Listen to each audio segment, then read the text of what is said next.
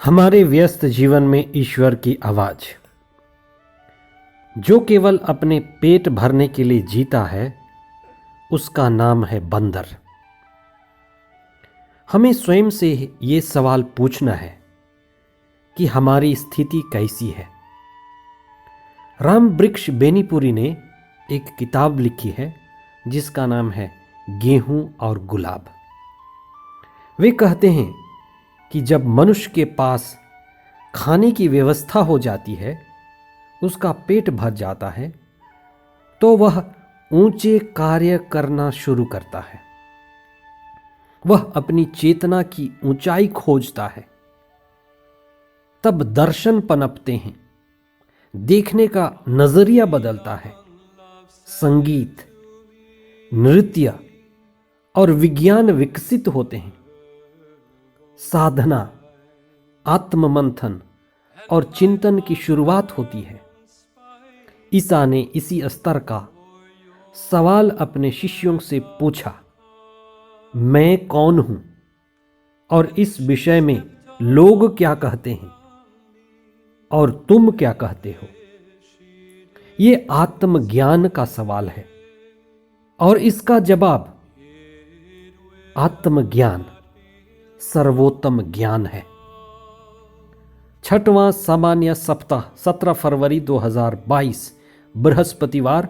पहला पाठ याकूब का पत्र अध्याय 2 पद संख्याएं 1 से 9 तक और संत मार्कुस का सुसमाचार अध्याय 8 पद संख्याएं 27 से 33 तक। जो हम हैं और जो हमारे पास है, उसमें बहुत अंतर है। धनी व्यक्ति और गरीब व्यक्ति दोनों ही व्यक्ति हैं, लेकिन जो उसके पास धन है, धनी व्यक्ति ने जो धन इकट्ठा किया है, उसकी मात्रा में फर्क है। एक व्यक्ति की तुलना करना दूसरे व्यक्ति के धन और उसके संसाधन के आधार पर यह उचित नहीं है। सम्मान व प्रतिष्ठा देना धन के नाम पर, पद के नाम पर, सुंदरता के नाम पर और बाहरी चीजों के नाम पर, और उसी से व्यक्ति का निर्धारण करना गलत है। धर्म ग्रंथ हमें ईश्वर की दिव्य दृष्टि देती है। सामुएल के पहले ग्रंथ अध्याय 16 पद संख्या 7 में प्रभु का वचन कहता है, प्रभु मनुष्य की तरह विचार नहीं करता। मनुष्य तो बाहरी रंग रूप देखता है, किंतु प्रभु हृदय देखता है। हर एक व्यक्ति ईश्वर का प्रतिरूप है। मनुष्य की आत्मा, मनुष्य की चेतना,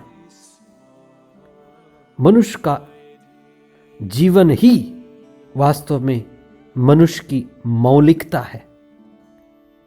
मनुष्य के बाहरी रंग रूप, आकर्षण, सोना चांदी का पहरावा या बाहर में जो मकान है, एयरलाइंस है, गाड़ियां हैं, दुकान है, बड़ा पद है,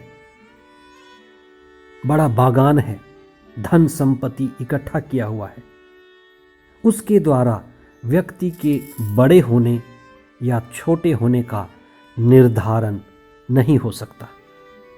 इंसान इंसान में समानता है। सभी के प्रति सम्मान और इज्जत का भाव रखना आध्यात्मिकता की पराकाष्ठा है।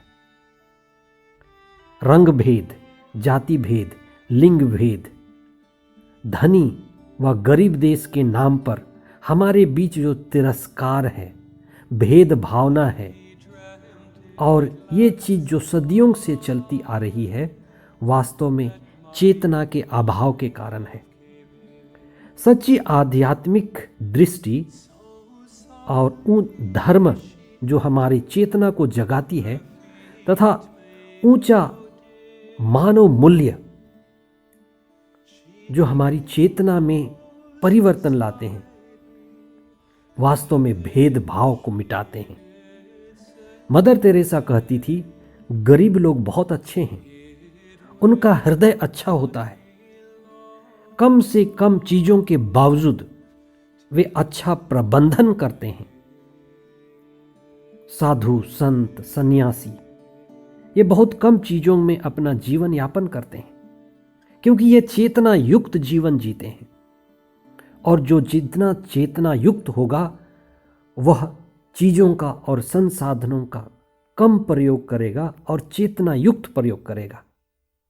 ईसा स्वयं एक गरीब परिवार में जन्मे और इस धनी और गरीब के बीच की खाई को वे पाटना चाहते थे। आज का सुसमाचार हमारे लिए ईश्वर की पहचान को खोलती है। धर्म ग्रंथ में ईश्वर की पहचान छिपी हुई है। ईसा के जन्म के समय पूर्व देश के 3 ज्ञानियों ने आकाश में झाड़ू तारा देखा था और एक सवाल पूछा था, वह कौन है? लगता है कोई महाराजा का जन्म हुआ है। ईसा जब लोगों के साथ समुद्र में नाव पर थे और झंझावात उठा, तूफान उठा, ईसा ने तूफान को शांत किया, तो लोग फिर वही सवाल पूछे, यह कौन है जिसकी बातें प्रकृति और समुद्र भी मानता है?